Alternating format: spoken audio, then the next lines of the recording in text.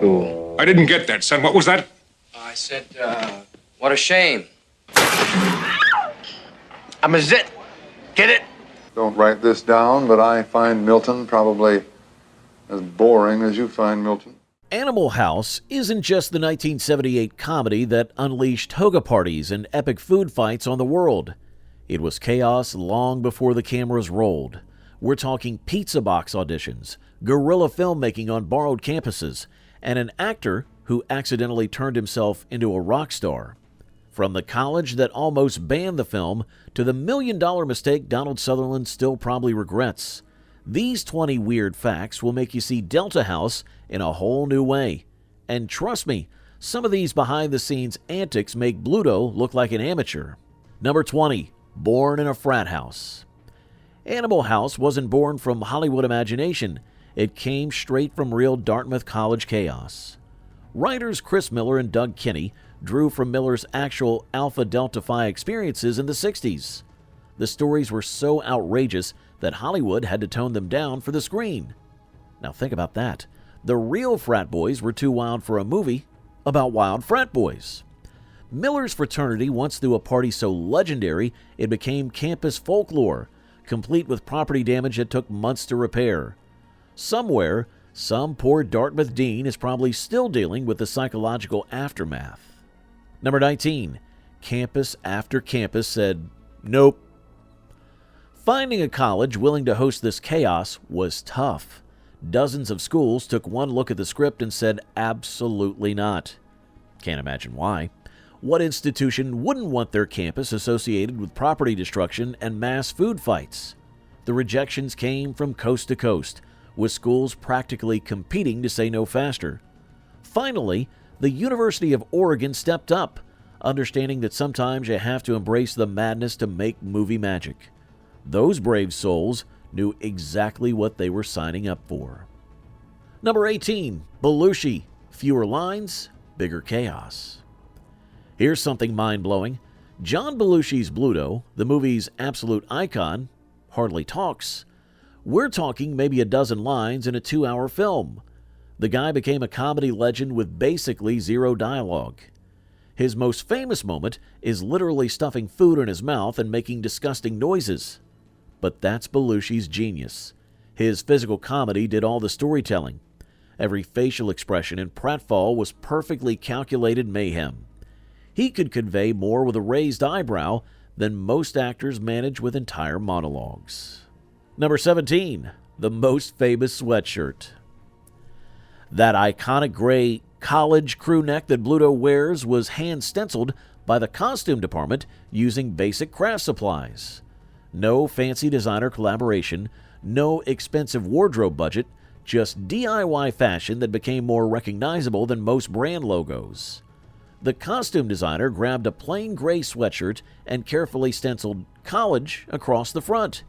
It was meant to be the most generic college apparel imaginable, and instead became a cultural icon that people still buy replicas of today.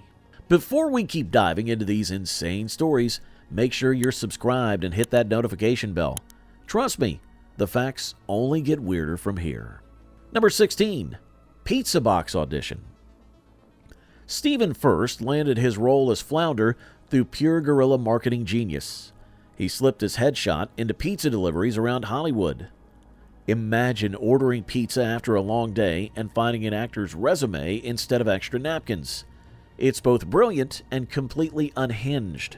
But the strategy worked because it was so unexpected and memorable.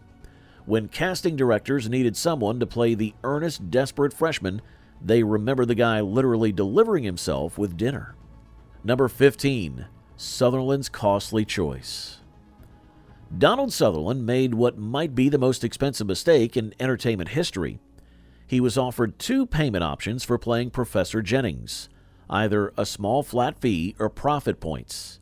He chose the guaranteed money because nobody expected this raunchy college comedy to become a massive phenomenon, and they were so wrong. So catastrophically wrong. The movie made over $141 million on a $3 million budget, potentially costing Sutherland tens of millions in profit points. Every time he sees the movie on TV, He's probably calculating exactly how much money is playing in the background. Number 14. Otis Day became real. Dwayne Jesse took method acting to an unprecedented level. After playing Otis Day, he legally changed his name and started touring with an actual band, performing songs from the movie.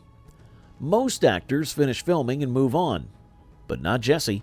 He turned a fictional character into his permanent identity and built a real career around it. For decades, you could buy tickets to see Otis Day and the Knights perform live. Now that's not just method acting, that's method living. Number 13. Guitar smash myth-busting. That iconic moment when Belushi destroys the guitar is pure movie magic with careful planning. He smashed a prop guitar while singer Stephen Bishop was completely in on the gag. They rehearsed multiple times to get perfect timing, making destruction look spontaneous while being totally controlled. The prop was designed to break dramatically without hurting anyone, so no, Belushi didn't randomly destroy some musician's livelihood. Though, knowing his reputation, he probably could have. Number 12. Food fight wasn't on the page. The epic cafeteria food fight apparently started with someone's completely improvised shout that wasn't in the script. During filming, one actor just yelled, "Food fight!" and everyone rolled with it, turning a simple dining scene into absolute chaos. Sometimes the best comedy happens when everyone abandons the plan for pure madness. The scene became so iconic, it's been referenced in countless movies and TV shows. What started as off-the-cuff improvisation became a defining moment of 70s comedy. Number 11. No horses were harmed. That dead horse in Dean Wormer's office was actually a special effects prop, created to look convincingly deceased without involving real animals. Filmmakers knew better than to harm animals for comedy. The fake horse was so realistic it fooled audiences for decades, proving the best effects are ones you don't realize are effects. Creating a convincing dead horse required serious craftsmanship, the kind of detail most people never notice, but everyone would notice if done poorly. Number 10. Rider in the mayhem. Co-writer Doug Kenney didn't just write the chaos. He threw himself into it, appearing as Stork, the tall, spacey Delta member. Kenney was a founding editor of National Lampoon and a comedic genius who helped define American humor.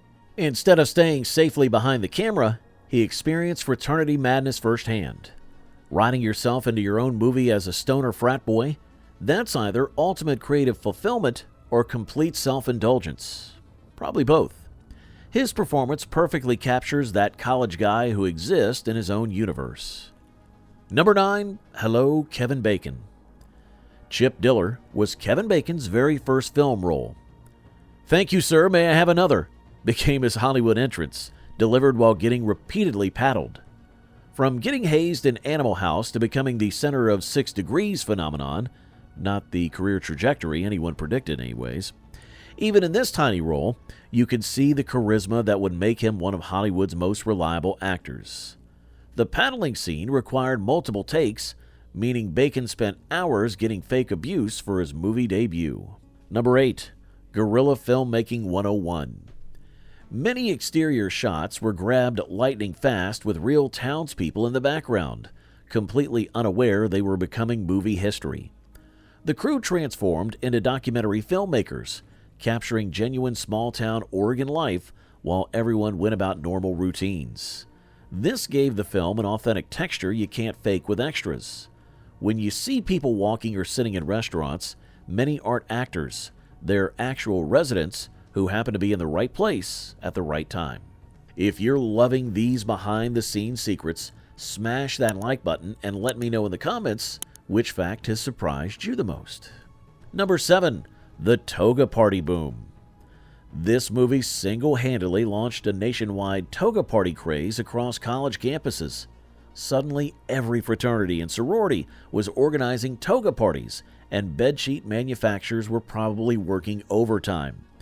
The movie transformed ancient Roman clothing into the ultimate college party costume, proving one great film scene can change social behavior on a massive scale. College students discovered the easiest party costume was hanging in their closets, and the tradition continues decades later, with colleges still throwing toga parties inspired by Animal House. Number 6. A parade, a town, and controlled destruction. That spectacular finale was filmed in Cottage Grove, Oregon, with the town essentially volunteering to be destroyed for art. They built removable building facades specifically so the Delta crew could tear them down, turning Main Street into a controlled demolition zone. Local residents didn't just tolerate the invasion, they embraced it, with many appearing as extras. What looks like spontaneous destruction was meticulously planned chaos, with safety coordinators ensuring nobody got hurt while creating the illusion of total anarchy. Number 5. SNL by night, Delta by day. John Belushi was living a double life, ping-ponging between Saturday Night Live in New York and the Oregon shoot. The man was simultaneously working on 2 projects that would both become cultural landmarks. He'd finish Bluto scenes, fly to New York for SNL, then return to continue Delta House mayhem. The logistics alone were exhausting, with different time zones, characters, and comedy types, while maintaining energy that made him irreplaceable in both projects. Most people can barely handle one demanding job, but Belushi was mastering 2 different entertainment forms simultaneously. Number 4. Germans bombed Pearl Harbor on purpose. Bluto's historically inaccurate pep talk wasn't an accidental mistake. It was a deliberate joke that became an instant catchphrase. Germans bomb Pearl Harbor, followed by, forget it, he's rolling. Perfectly captured confident ignorance. The joke works because Bluto delivers complete misinformation with total confidence, and his fraternity brothers just accept it rather than correct him. Number 3. Too raunchy? Trim it. Believe it or not, the theatrical version was actually toned down, with editors removing material considered too outrageous even for this boundary-pushing comedy. There were scenes that crossed lines a movie about food fights and property destruction wasn't willing to cross. The editing balance being shocking, with maintaining an R rating for wider audiences.